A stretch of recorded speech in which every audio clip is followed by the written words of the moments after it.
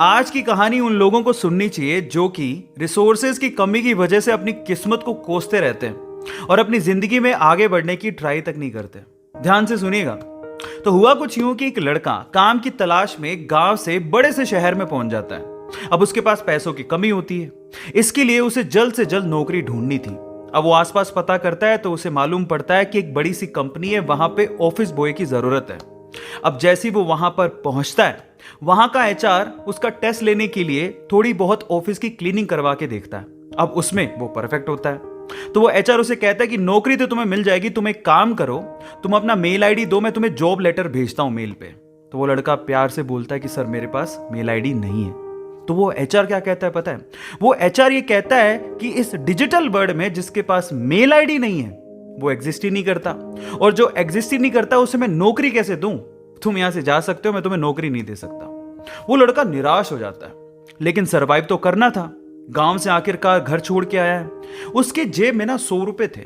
अब वो क्या करता है, सामने उसे एक सुपरमार्केट दिखाई देता है, वो वहां पे जाता है और सुपरमार्केट से 100 रुपए में टमाटर खरीदता है और घर घर जाकर उन टमाटरों को बेचता है, और 100 रुपए से उसके पास 200 रुपए इकट्ठे हो जाते हैं। अब वो बैठ के सोचता है कि यहां पर शहर में जो लोग हैं ना, वो इतने व्यस्त हैं कि वो सुपरमार्केट जाके शायद टमाटर भी नहीं खरीद सकते या रोजमर्रा की चीजें नहीं खरीद सकते। अब उसने ये सोच लिया और ये समझ लिया कि यहां पर पैसा कमाना आसान है, तो वो डेली ये काम करता, जाता सुपरमार्केट, सामान खरीदता, घर घर जाके बेचता। धीरे धीरे करके उसने 1-2 लड़के भी रख लिए। ऐसे करके बिजनेस बढ़ते चले गया और फिर उसने अपना एक ट्रक भी खरीद लिया। फिर वो आसपास के गांव से सब्जियां लेके आता और वहां पर बेचता। ऐसे करके वो बंदा 1-2 साल के अंदर ही मिलियनर बन गया। अब एक बार क्या हुआ कि कोई पॉलिसी बेचने वाला, जो फैमिली पॉलिसी बेचता था, वो उसके घर आया और सारा पॉलिसी का फॉर्म भरवा के उससे कहता है कि सर आप अपना मेल आईडी दीजिए, मैं आपकी पॉलिसी को कंफर्म कराता हूं कंपनी से। तो वो बंदा फिर से कहता है कि मेरे पास मेल आईडी तो नहीं है। तो वो पॉलिसी वाला जो पॉलिसी बेचने आया था, वो इस बंदे को कहता है कि सर इस डिजिटल वर्ल्ड में अगर आपके पास मेल आईडी होता तो आप कहां के कहां होते, आपका बिजनेस कहां का कहां पहुंच जाएगा, सर मेल आईडी तो रखिए।